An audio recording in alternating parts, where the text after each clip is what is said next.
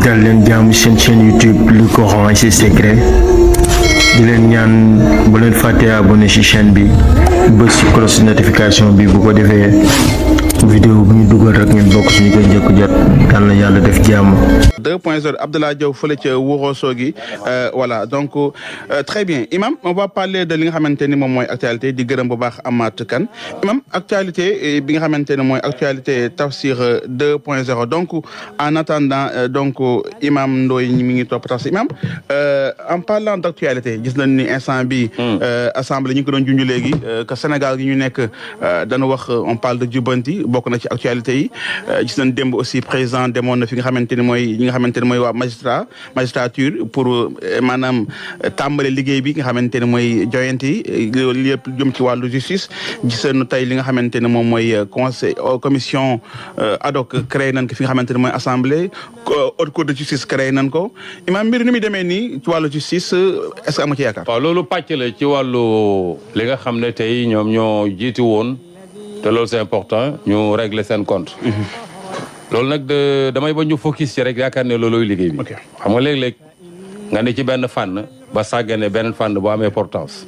kon bii nañ ko jox ñi ko war a liggéey mais ñeneen ñi war a liggéey pour développement yëf yi décanté ñoom it nañ focus foofu. mooy ce qu'on appelle agenda transformation bi merci beaucoup. mooy ki war a xëy. waaw ki war a lekk. waaw ñu sóoraale ko merci. mooy agenda transformation damay bañ ñu focus ci cadre bi rek. ok te cadre boobu benn pàcc rek ñoo ko war a doxal mën nay bañ sax am coow lu bari. ok parce que loolu jarul coow. ok yow lañ dénkoon diggante 12 ans nga fi def wala nangam lañ la nattaloon léegi liñ la nattaloon foo ko def nga génne li ci def la ca des ñu ne la anamu loolu jarul coow jarul riir mu rëy. ok te loolu rek nag du liggéey bi. lii liggéey bi mooy fexe situation bi yaa ko wax léegi dëkk bi jafe na. ñu fexe ba nu ñuy génnee jafe-jafe ci biir dëkk bi loolu la ñuy xaar nag imam. agenda transformation boobu. moo ci ëpp importance. très bien lii moom benn côté la rek fardu kifaaya la.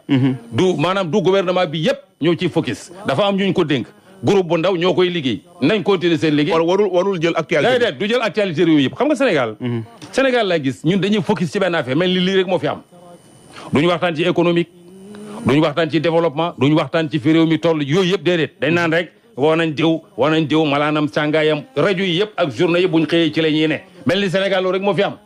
mais loolu benn pàcc la boo xam ne ñu ndaw rek ñoo ko war a doxal mais li gën a indi développement nag réew mi nag loolu ci la réew mi yëpp gën a mën a focus nag wax dëgg yàlla. même boo xoolee même pas de mën nga xoolee ci Sonacos. waaw parce que ñoom ñu ngi si presque lu ma 2000 personnes. merci recruté nañ nga ci moins de 3 mois. merci loolu ñu ko xam bëriwuñ. voilà plus de 2000 personnes. ñu ko xam bëriwuñ. ñu ngi commencé xëy parce que journée yi duñ ci bind. oui TikTok bi du ci wax. loolu duñ ci wax. c'est ça kon su ko defee loolu da nga yaakaar ne Sénégal ci lii rek la ne. c'est ça fekk am na leneen loo xam ne Sénégal ci loolu lañ gën a war a mën a focus kon lii fardu kifaaya la xam nga fardu kifaaya.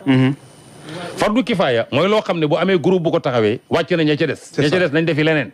kon ñii créé nañ maanaam nag haute cour de justice ay magistrat ñoo koy yore nañ leen ko bàyyee ñu liggéey ko mooy loolu seen liggéey mais yeneen côté bi yeneen fànn yi ñi ci ne mais imam ñooñu it nañ ne ci côté boobu pour réew mi dem. très bien sinon ci benn côté rek la ñuy nekk. maanaam réew la daal réew la. réew la c'est un tout. merci c'est un tout secteur yee bëri secteur bu nekk dafa war a dox. très bien ok maam dama lay ubbil antenne bi maintenant serveur la ñëpp mën a connecté wu ki nga xamante ne nag moom mooy Habib Hadiye nee na tey da ngay dugal Habib da ngay dugal numéro bi kon.